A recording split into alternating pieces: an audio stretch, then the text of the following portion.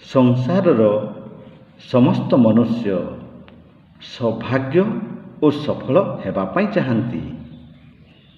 କେହି ହେଲେ ଦୁର୍ଭାଗ୍ୟ ଓ ବିଫଳ ହେବାକୁ ଚାହାନ୍ତି ନାହିଁ।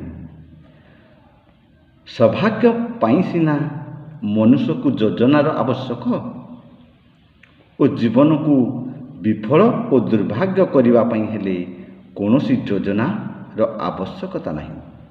ତେଣୁ ସମସ୍ତ କର୍ମକୁ ହସି ହସି କରିବା ଦରକାର, କାରଣ କାହା ମନରେ ଦୁଃଖ କ୍ଲେଶ ବିଷାଦ ଦେବା ଦରକାର ନୁହେଁ। ସଂସାରରେ ଆଜି ଗାଡ଼ିବାଲା ବି ଦୁଃଖୀ ଏବଂ ଟ୍ରେଜେରୀବାଲା ବି ମଧ୍ୟ ଦୁଃଖୀ, କେହି ହେଲେ ସୁଖୀ ନୁହନ୍ତି। ଯଦି ଜଣେ ସର୍ବଦା ବିଫଳ ହେଉଛି, ତେବେ ସେଥିରେ ଦୁଃଖ କରିବାର ଆବଶ୍ୟକ ନାହିଁ, କାରଣ ବିଫଳ ହିଁ ସଫଳତାର ଚାବିକାଠି। ବିଫଳ ପରେ ସଫଳ ସୁନିଶ୍ଚିତ ଆସିବ। ଯେପରି ଦୁଃଖ ପରେ ସୁଖ ଆସିଥାଏ, ଦିନ ପରେ ଯେପରି ରାତି ଆସିଥାଏ, ଠିକ୍ ସେହିପରି ବିଫଳ ପରେ ହିଁ ସଫଳ ଆସିଥାଏ। ପିମ୍ପୁଡ଼ି ବାରମ୍ବାର ଚାଲିଲେ ବି ମଧ୍ୟ ସେ କେବେ ଦୁଃଖ କ୍ଲେଶ ଅନୁଭବ କରେ ନାହିଁ।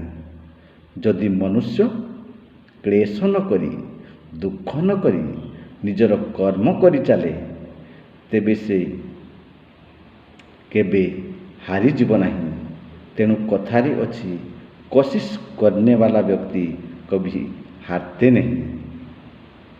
ଯେପରି ଜଣେ ପିଲା 15 ବର୍ଷରେ ହାଇସ୍କୁଲ ଫେଲ, ସେହି ପିଲା 20 ବର୍ଷରେ ବଡ଼ ଦୋକାନ କରି ସେଥିରେ ବି ମଧ୍ୟ ଫେଲ, ଏବଂ ସେ ରାଜନୀତିରେ 25 ବର୍ଷରେ ବି ମଧ୍ୟ ଫେଲ, ଏବଂ 30 ବର୍ଷରେ MLAରେ ବି ମଧ୍ୟ ସେ ଫେଲ, 35 ବର୍ଷରେ MPରେ ବି ମଧ୍ୟ ସେ ଫେଲ। ସେ ସବୁଥିରେ ଫେଲ ହୋଇ ମଧ୍ୟ ନିଜର ଧୈର୍ଯ୍ୟ କେବେ ହରାଇ ନାହାନ୍ତି। ଶେଷରେ ସେ ରାଷ୍ଟ୍ରପତିରେ ପାସ୍ ହୋଇଗଲେ। ସେ ହେଉଛନ୍ତି ଆମେରିକାର ରାଷ୍ଟ୍ରପତି ଜନ୍ ଆବ୍ରାହିମ ଲିଙ୍କନ।